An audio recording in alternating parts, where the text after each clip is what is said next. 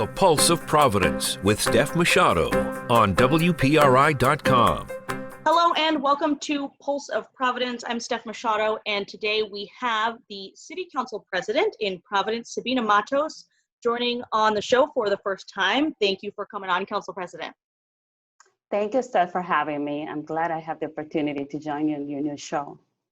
Now, I want to start by asking you about one of the issues that has been consistently talked about throughout this year, and that is the issue of police funding. A large number of people testified about the city budget to the city council, asking the council to defund the police.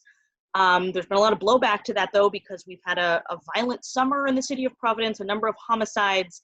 In fact, in the last couple of days, a large number of Providence police officers were working on a horrible abduction case. And the police union is asking the city council to increase funding and have more police officers. So how are you balancing that right now, and what is your current thinking in terms of cutting any funding to the police? Thank you for this question. In reality, we have to understand that the city of Providence is in tough financial shape right now. Our funding has been limited. Our resources, our revenues have been limited due to the pandemic. I believe that we will have probably going to be cutting all departments across the board. It's not just about cutting one department over other.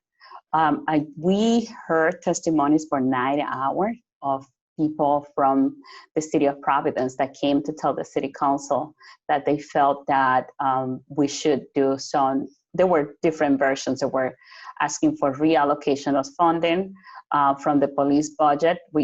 Some individuals asked us to defund the police, to eliminate the police department altogether.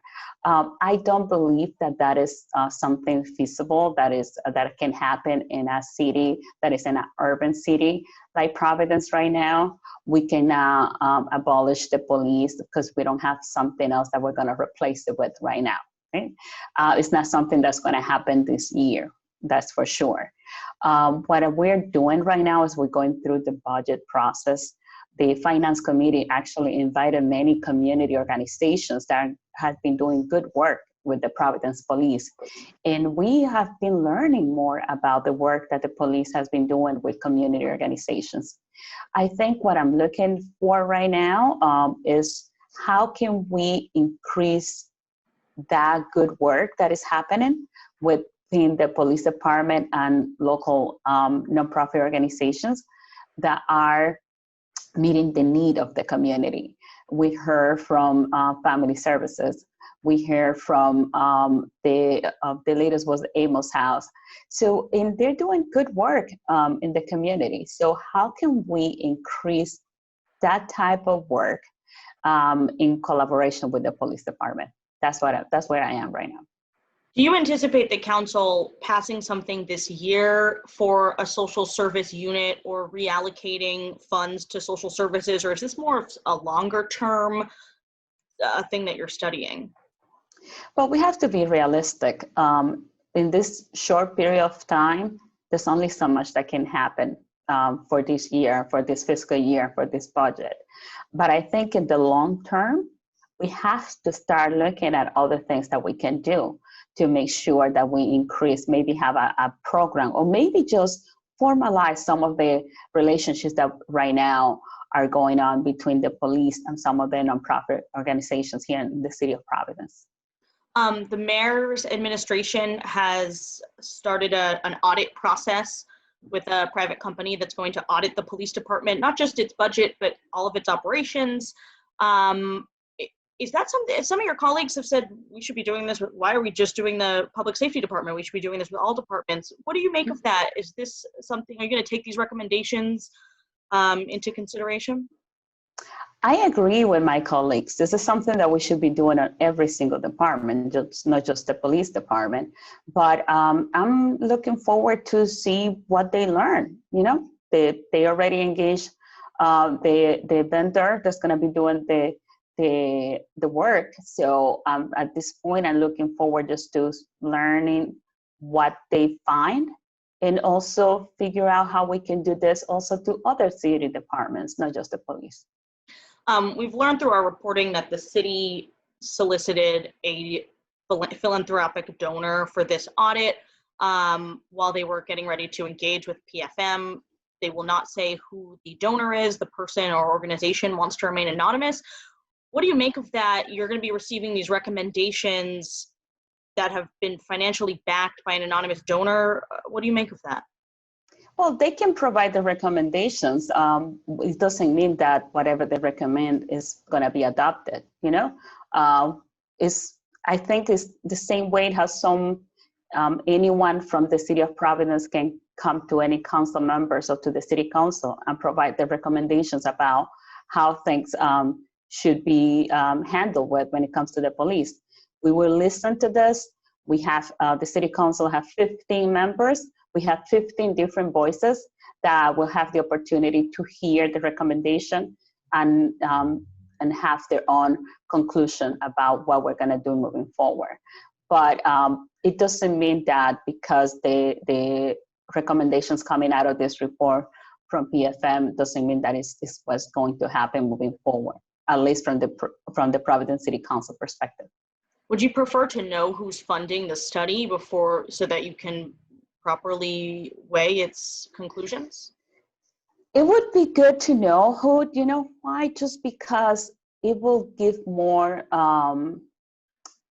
trust from the public and also from the police department if there is clear from the beginning that there is not anyone with any in particular interest behind this study. You know, so that is my concern about having an anonymous donor, is like people don't know if this is something that they can trust, and they may even if they come back with good recommendation, they're always going to be that doubt about, okay, but who's paying for this?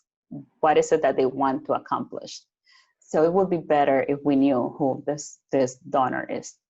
And the recommendations, just my last question on this, the recommendations are expected to come out in January. Do you think that you will wait until then to have a budget, or do you think there will be a budget sooner than then?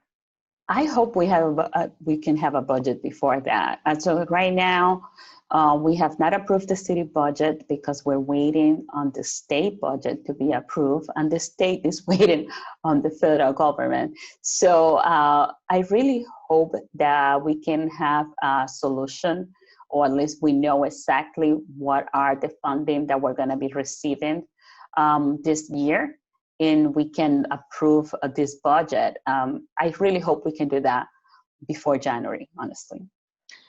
You know, it hasn't been looking good in terms of money coming from the federal government. As of yesterday, the president said he did not want to continue coronavirus stimulus talks until after the election. So I'm wondering, what do you have up your sleeve in terms of ideas for cuts or new revenue? What would you do to shrink the budget? You know, you've already passed the tax levy, so the property taxes are what they are, but what would you do to try and trim the budget? Our finance team has been meeting regularly. The finance team from the city council also have been meeting with the finance team from the administration. They are right now looking at every options available, and they're putting together a plan, an alternative to what if we don't get the funding that we got last year, or what we were projecting that we were going to get this year. So we're coming up with different alternatives. So I'm waiting to get that report from our finance team. I'm looking forward to present that to my colleagues in the city council, and then we will make the decision at that point. Unfortunately, if that happens, we will have to do some serious cut, and I hope we don't get to that point. When do you expect that report to be prepared? There has been an ongoing basis working together, the two departments, administration and the city council, and they have been working also within the finance committee. So I'm hoping to have an idea of where we are, hopefully within the next week, hopefully. Moving on to the schools, obviously it's been 3 weeks or so that Providence schools have been open. in person, and there's also this virtual academy that has garnered some criticism. I'm wondering, what you're hearing from your neighbors and your constituents at this point. How do you think school is going in the pandemic? So to be honest, there's a lot of people that are scared. I have my kids also who go to school. Right now, we have been faced with the options. What we do, we send them to go to school full time, 2 days, especially with my daughter, or we just do this virtual. I opted for the options of doing for my daughter, the 2 days. I think this is a decision that every family has to make on their own, based on their own family circumstances. What happens is there are families that have relatives in the household that have some serious illness that cannot take the chance of sending their kids to school and bringing something back into their household. So this is a very personal decision that every parent has to make. I think we have to provide the options for the parents to send their kids to school if they want to, but we also have to understand that a lot of people are scared. They don't want to send their kids out to the school because they're afraid of what is going to come back to their household. So your daughter's going to Providence Public Schools in person under the hybrid alternating schedule? My son goes to Providence Public School. My daughter goes to a charter school. Got it. And how have you liked it so far? Does it feel safe in the schools? They had their moments in which there had been cases in the school, and we have to send everybody back to virtual, and then we're gonna go back to the classroom as soon as everybody is past the 14 days. So this is what's gonna happen. I'm expecting that this is gonna be the way things are gonna be for a while until we have a vaccine. What is the COVID situation in your ward right now? It was one of the areas that was harder hit in Providence in terms of zip codes. It feels like a lot of the state and a lot of the country, frankly, is sort of back to normal, or as normal as you can be. A lot of people going back to regular sort of indoor activities, and you've seen some parties and things happening. What is it like in your neighborhood? So right now, I see more activities in the neighborhood. The numbers are still high. They're not what I would like to see them. Sometimes I've been getting complaints from neighbors about a group or gatherings in backyards, and they are concerned about that. But it's still in a little bit more like people are forgetting that we're in the middle of a pandemic. So trying to figure out how to remind people that there's still a pandemic going on and we have to be careful. One thing that I have noticed, though, more compliance with the wearing of the mask, which makes me happy to see that. And also I see the businesses are also more in compliance with the social distances, making sure there is a shield between the cashier and the customer. So we're moving towards the right direction right now. Do you think there should be any more restrictions as we do see a little bit of an uptick? We've had some issues in Providence with some nightclubs that have been sort of busted for having too many people inside. And I've heard viewers say nightclubs are open, because I don't think people realize that they were open, obviously with a lot of rules about where you could sit and how far you had to be away from the DJ and all of that. But do you think that we need more restrictions in Providence, or are we in a good place right now? I think it's just a reminder for people. People don't like to be told what to do, right? But I think we just got to remind everyone that this is, we are in the middle of a health crisis. This is not by choice. We really would like to have every single business open, fully functioning, and everyone going about like nothing is happening. But unfortunately, that's not the reality. We see how in Europe, there are some countries that their numbers were going down and are coming back up. So we have to continue to be vigilant about this. But restrictions, I think we have right now some rules. We just have to make sure that people are following the rules. If it's my choice, I will not go to a nightclub. I don't think right now is the time to go to a nightclub.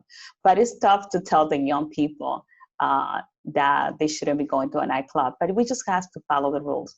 We have to listen to the information that the health department is providing, the governor is putting out, and also the commerce department has been putting some guidelines for businesses. We just need to follow the rules. One of the hot topics in Providence right now is this Kennedy Plaza bus hub plan. Rydot wants to move to a multi-hub system instead of the sort of centralized hub that we have now in Kennedy Plaza. I know the council has a resolution before it, potentially to oppose the plan. What do you make of the plan? So that resolution is on the agenda for the meeting that's almost going on almost right now. As we are speaking, in this, I'm expecting that this item probably is going to come out of committee tonight. It's going to be sent to the full city council for consideration. Every council member will have the opportunity to vote on this item. I would like to see that there is less congestion on the Kennedy Plaza, especially there are certain time during the dates in which it's a little bit